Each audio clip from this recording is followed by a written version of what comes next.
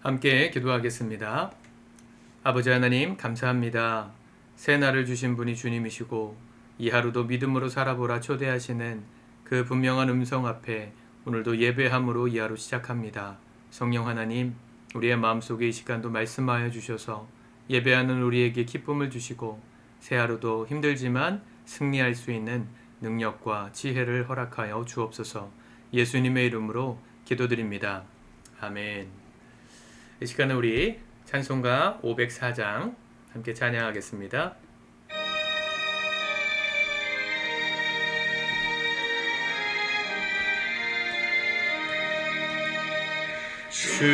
주님의 명령 전할 사자여, 구원의 소식 손에 들고서 그 소식 널리 전파하여서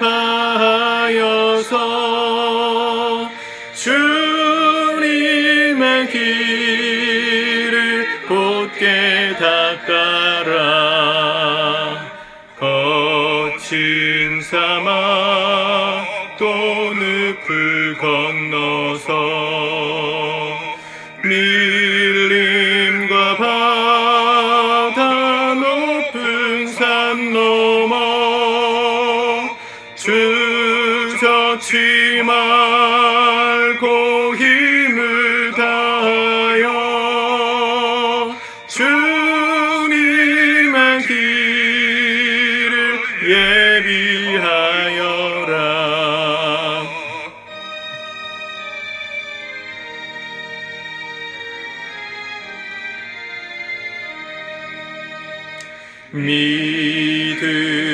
믿음으로 그 길을 닦아서 약속의 성취 보게 하소서. 싸움이 없고 다툼 그칠 때 평화의 왕이 오시리로다.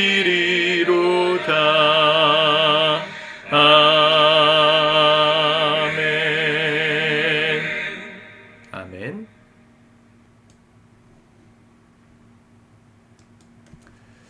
오늘 하나님 말씀은 요한계시록 10장 1절에서 11절까지 전체 말씀을 우리 같이 먼저 읽고 묵상하겠습니다. 10장. 내가 또 보니 힘센 다른 천사가 구름을 입고 하늘에서 내려오는데 그 머리 위에 무지개가 있고 그 얼굴은 해 같고 그 발은 불기둥 같으며 그 손에는 펴놓인 작은 두루마리를 들고 그 오른발은 바다를 밟고 왼발은 땅을 밟고 사자가 부르짖는 것 같이 큰 소리로 외치니 그가 외칠 때에 일곱 우레가 그 소리를 내어 말하더라. 일곱 우레가 말을 할 때에 내가 기록하려고 하다가 곧 들으니 하늘에서 소리가 나서 말하기를 일곱 우레가 말한 것을 인봉하고 기록하지 말라 하더라. 내가 본 바 바다와 땅을 밟고 서 있는 천사가 하늘을 향하여 오른손을 들고 세세토록 살아계신 이 곧 하늘과 그 가운데 있는 물건이며 땅과 그 가운데 있는 물건이며 바다와 그 가운데 있는 물건을 창조하신 이를 가리켜 맹세하여 이르되 지체하지 아니하리니 일곱째 천사가 소리내는 날 그의 나팔을 불려고 할 때에 하나님이 그의 종 선지자들에게 전하신 복음과 같이 하나님의 그 비밀이 이루어지리라 하더라. 하늘에서 나서 내게 들리던 음성이 또 내게 말하여 이르되 내가 가서 바다와 땅을 밟고 서 있는 천사의 손에 펴놓인 두루마리를 가지라 하기로 내가 천사에게 나아가 작은 두루마리를 달라 한즉 천사가 이르되 갖다 먹어버리라. 내 배에는 쓰나 내 입에는 꿀같이 달리라 하거늘 내가 천사의 손에서 작은 두루마리를 갖다 먹어버리니 내 입에는 꿀같이 다나 먹은 후에 내 배에서는 쓰게 되더라. 그가 내게 말하기를 내가 많은 백성과 나라와 방언과 임금에게 다시 예언하여야 하리라 하더라. 아멘. 요한계시록 10장입니다. 벌써 절반 가까이 지나가는데 일곱 번째 천사가 나팔을 불기 전에 있었던 일입니다. 1절에 보면 또 내가 또 보니 힘센 다른 천사가 구름을 입고 하늘에서 내려오는데 그 머리 위에 무지개가 있고 그 얼굴은 해 같고 그 발은 불기둥 같으며 엄청 크고 힘센 천사가 지구에 서 있습니다.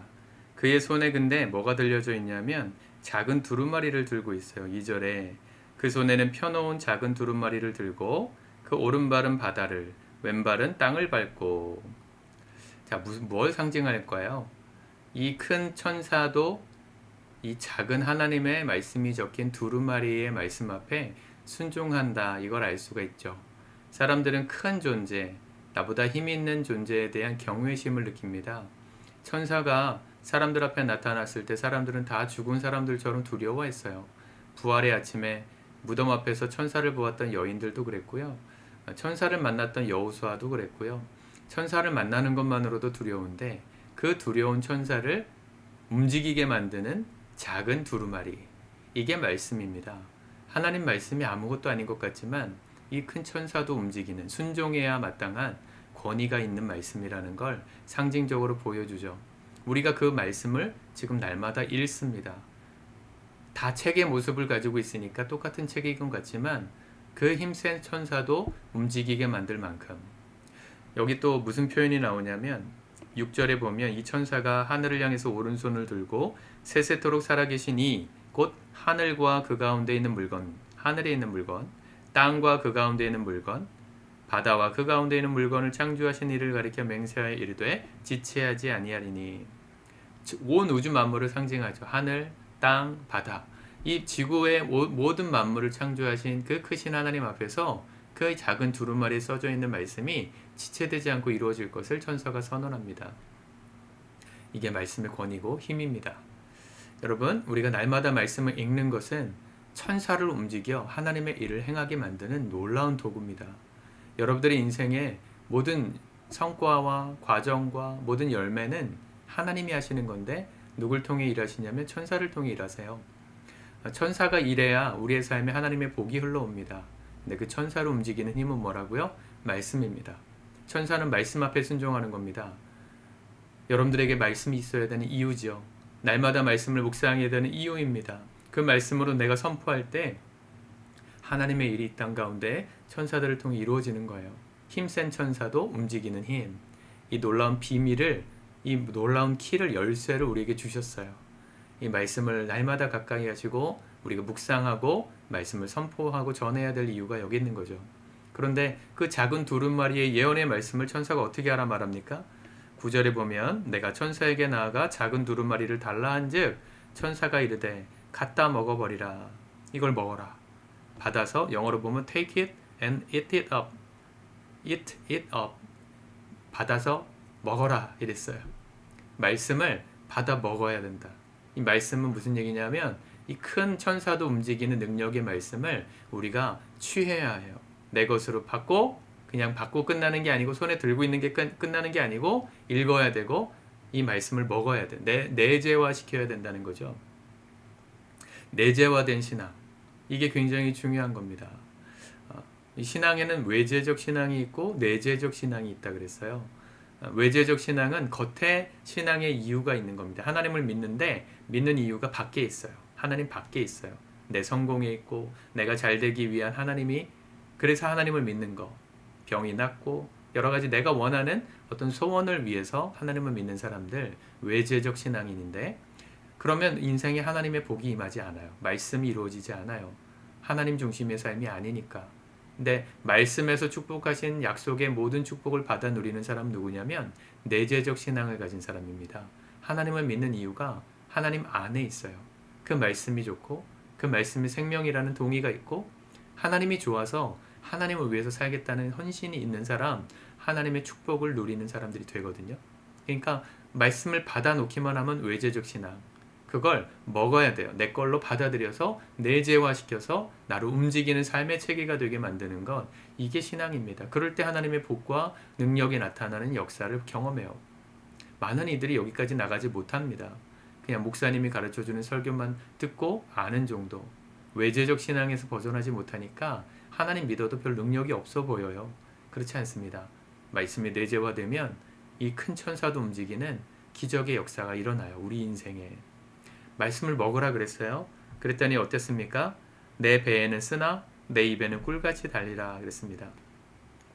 보통은 어때야 됩니까? 보통은 어때야 돼요?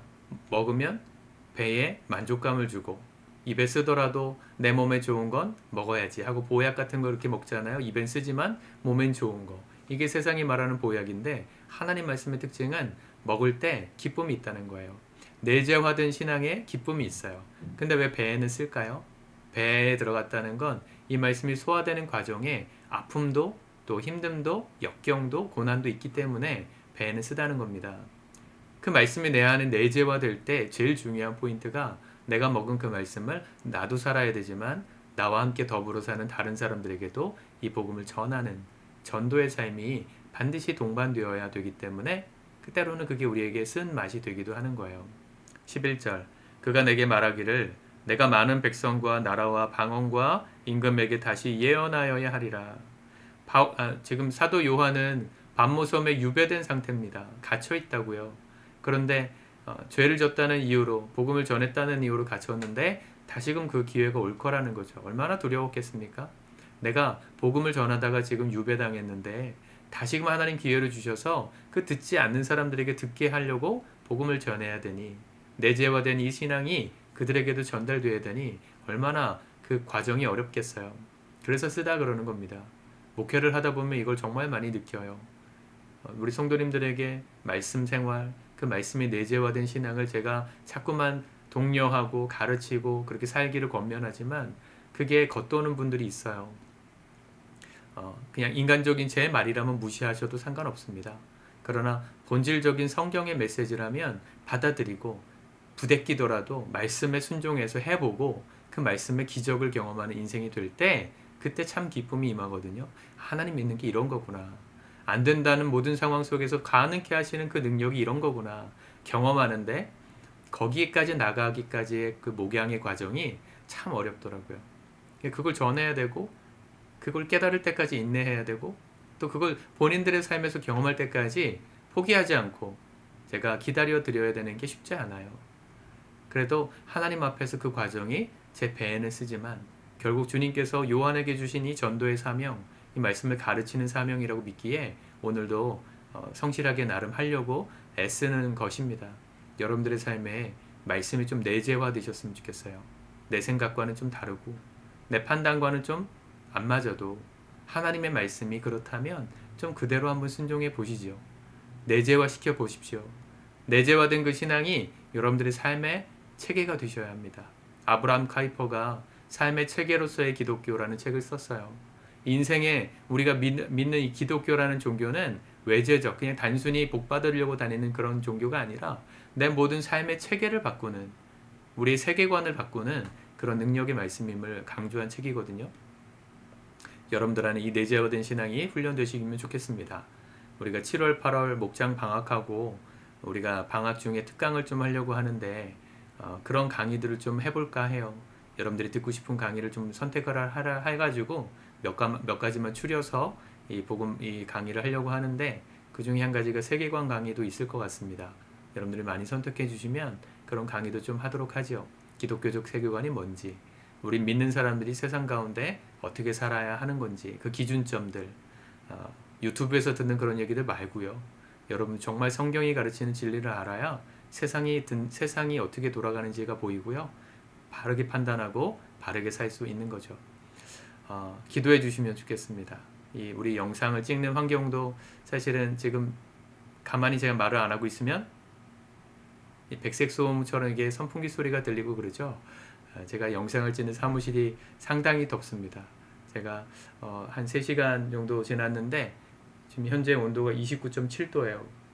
지금 저희 사무실 온도가 29.7도예요. 제가 처음 아까 사무실 왔을 때 32도였는데 많이 내려간 거예요. 좀 백색 소음이 있고 또 불편하게 들리시는 부분들이 좀 있을 수 있지만 여러분 그런 건 부차적인 겁니다. 그런 건 그냥 주변적인 거예요. 제가 전하는 설교나 또 메시지나 또 어떤 목양의 가르침이 여러분들에게 부딪힐 때 한번 믿음으로 도전해 보시죠. 내재화된 신앙을 연습해 보시죠. 그러면 기적을 경험할 겁니다. 그리고 그 경험한 기적의 말씀을 이제 전하며 사십시오. 오늘 우리 아까 찬양했잖아요. 주님의 명령을 전할 사자요. 주님의 길을 예비하는 마음으로 우리가 만난 예수님을 우리 주변에게 전하는 거예요. 교회도 오라고 하시고 예수도 믿어보라고 하시고 믿음으로 살아보자고 권면도 하시고, 오랫동안 신앙을 떠나 있었던 주변 지인들에게 다시금 하나님 믿어보자고, 주님께로 나아가 보자고 권면도 해보십시오. 그럼 그게 배에 쓸 거예요. 쓰다 고통이 있을 겁니다. 그러나 그게 우리가 믿는 사람들의 삶의 열매입니다. 하나님 기뻐하시는 상급이 될 겁니다. 오늘도 내재화된 신앙을 가지고 믿음으로 살아가길 힘쓰는 말씀의 사람들 되시기를 축복합니다. 기도하겠습니다. 주님 감사합니다. 우리의 상황과 환경은 자꾸 바뀌고 수많은 사람들의 해석이 우리의 생각을 혼란스럽게 하지만 우리의 중심에는 하나님의 말씀이 분명하게 살아있게 도와주옵소서. 사람의 가르침, 사람의 소리가 아니라 영원하신 하나님, 큰 천사도 움직이실 만한 능력의 말씀이 이 작은 성경책 안에 있음을 기억하며 오늘도 이 말씀대로 묵상하고 주님 기뻐하시는 삶을 선택하고 믿음으로 살아가길 힘쓰는 내재화된 신앙인 되게 하여 주시옵소서. 그 믿음을 가지고 우리가 만나는 모든 사람들에게 복음을 전하는 주님의 사자들로 살아가도록 축복하여 주옵소서. 예수님의 이름으로 기도드립니다. 아멘.